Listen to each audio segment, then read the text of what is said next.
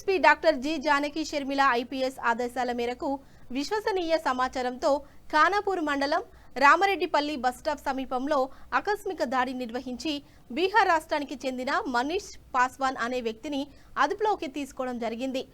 నిందితుడి వద్ద నుండి 1 కిలో గంజాయి, ₹1,00,000 విలువ గల గంజాయిని, ఒక రియల్మీ మొబైల్ ఫోన్ను స్వాధీనం చేసుకోవడం జరిగింది.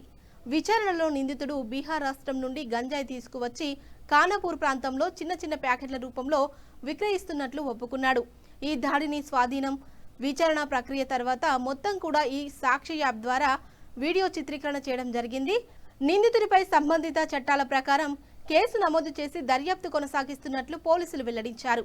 మాదక ద్రవ్యాల వ్యాపారం, సరఫరా, గంజాయి సాగుపై కఠిన చర్యలు తీసుకుంటామని పోలీసులు హెచ్చరించారు. ఈ కేసును విజయవంతంగా ఛేదించిన Nirmal DSP Srinivas, Khanapur CI Ajay, SI Rahul, police సిబ్బందిని జిల్లా SP doctor Janaki Sharmila IPS ప్రత్యేకంగా అభినందించారు.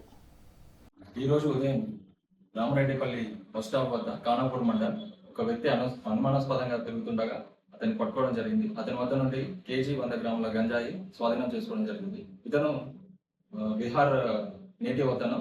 ఇక్కడికి 10 రోజుల క్రితం వస్తూ గంజాయి తీసుకొచ్చి ఇక్కడ అమ్ముతున్నాడు. ఈ విషయంపై ఖానాపూర్ పోలీసు వాళ్ళు అరెస్టు చేయడం జరిగింది.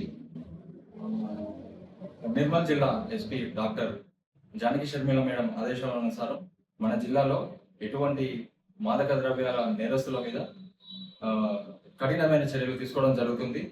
ఈ విషయాలు ప్రజలు ఈ మాదక ద్రవ్యాల విషయం సమాచారం అందించిన వారి వివరాలు గోప్యంగా ఉంచి దీని మీద కఠినమైన చర్యలు తీసుకోవడం జరుగుతుంది.